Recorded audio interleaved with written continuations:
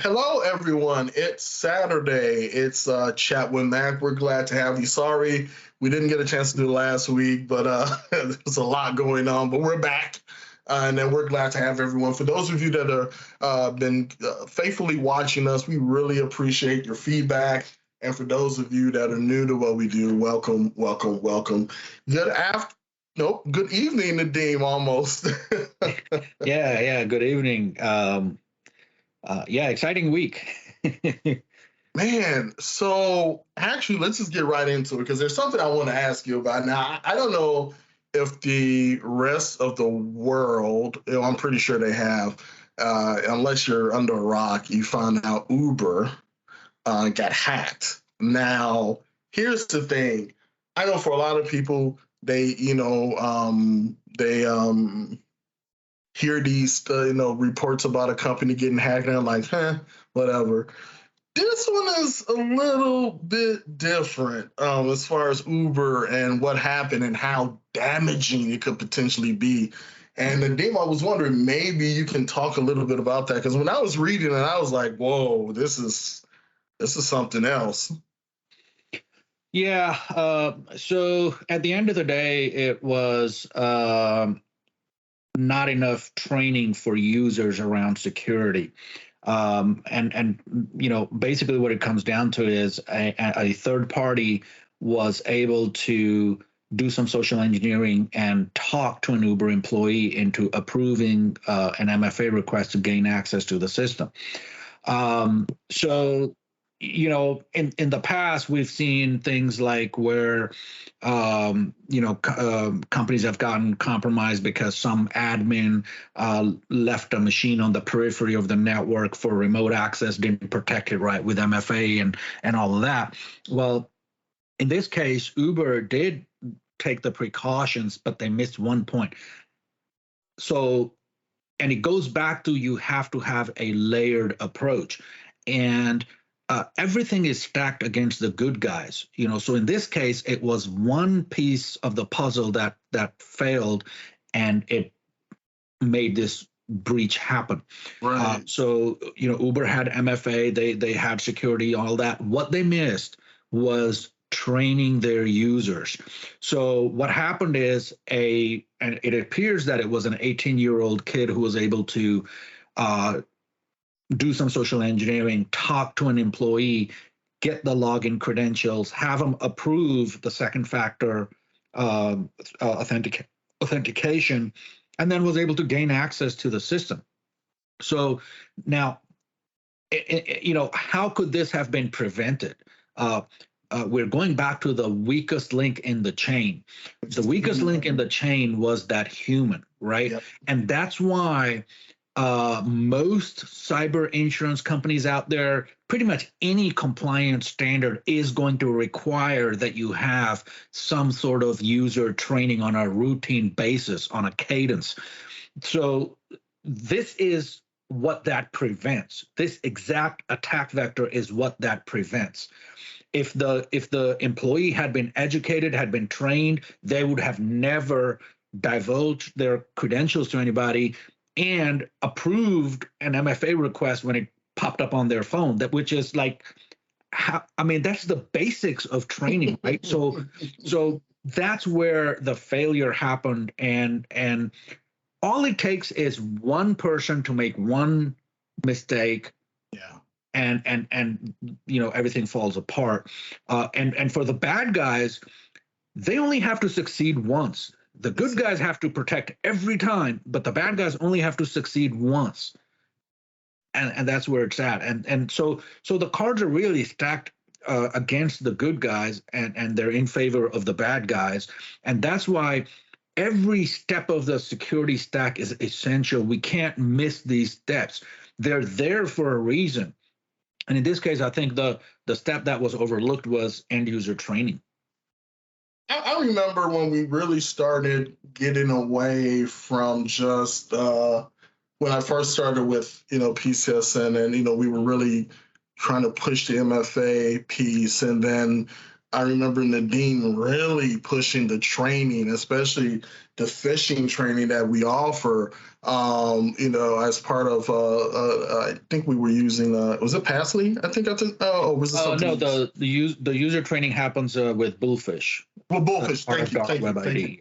And so I remember, that's correct. That's actually correct. And I remember, just trying to learn because this was a little bit newer to me. How Nadine would always say that the weakest link was always the human element, and then all of a sudden, we were getting people calling in like, we just got hit. We don't know. We thought we had our ducks in a row.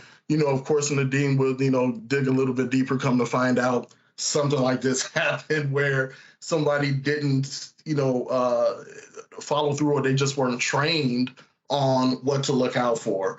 And so when you talk about the human element, and where I'm going with this is it that businesses aren't taking this into account, that the weakest link, are they so heavily dependent on the security piece that they forget that the human could be the biggest issue, if you will, in making sure that everything is ironclad? I don't think it's a matter of companies like Uber and some of these other larger organizations out there that they forget. I don't think they forget. I think they just don't put their money in the right bucket. Right. So they're focused more on, well, yeah, we can spend, these dollars on security, which is not a whiz bang thing. It's not going to add new features to your application, or we can spend it on adding new features on this side. For example, we can offer vendors to use Uber for deliveries. Hey, we'd rather spend money on that. So yeah, let's cut the budget a little bit from the security stack, and then put it in this stack and give users some additional features. The thing is that security is one of those things that is not exciting. It's not going to give you, some whiz bang feature. It's not going to give you some, shiny new stuff. It's just security. All it's going to do is prevent bad things from happening. So a lot of times when, especially at companies that are the newer age companies that have really changed industries, they're more focused on that rapid change, and sometimes security just gets overlooked a little bit. In this case, I don't think it was uh, overlooked as bad as what I've seen at a lot of other companies. Like a lot of companies don't even have MFA in place. These guys had MFA in place. Yeah. A lot of companies don't do a lot of the things that they do. Like, they had VPN systems, they had MFA enabled, they had multiple credentials for multiple systems. But what was the weakest link? You can have 10 million different usernames and passwords, but the user to log in needs that access. Yeah. All you have to do is somehow get in with that user, and you have access to everything the user has access to. And a lot of times what happens is it's not intentional. The user just doesn't know. All they need is a little training. I mean, so the users don't do this all day long, right? Somebody's office assistant is not going to be focused on security and dealing with security all day long. They just need a little training. And something like this, could have been, I mean, this is a basic phishing / social engineering scam, which any training system out there was going to cover. If they just had required all their users to go through training, then this probably wouldn't have happened. Now, when I say required training, there is a difference between having training in place and then enforcing it. We see this all the time. Companies will say, okay, hey, all users need to go through this training, and they're giving them this content that they need to. But if a user does not go through the training, there's no repercussions, right?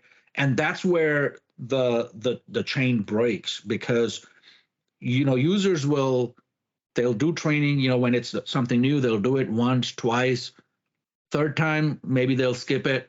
And if there's no repercussions, they'll start skipping it because everybody's busy. It's not that shiny new thing that people want to play around with. It's, people get busy with their own priorities. And that's the thing, is if you do implement security training, you need to make sure that you are tracking and following up on people who are not following through on their training requirements. And pretty much any system out there, and I'm not saying use the system that we offer, but pretty much any system out there will allow you to track which users took the training, which users got some knowledge retention out of that training. And it's not very hard to figure out like how many users are doing this. So when some of our customers, they go through compliance, one of the things that we one of the elements, part of the compliance, and pretty much most standards out there, they want to see what percent of users actually went through the training. Mm. So let me slightly pivot. This is something that there's something that you said that kind of, it was like, ooh.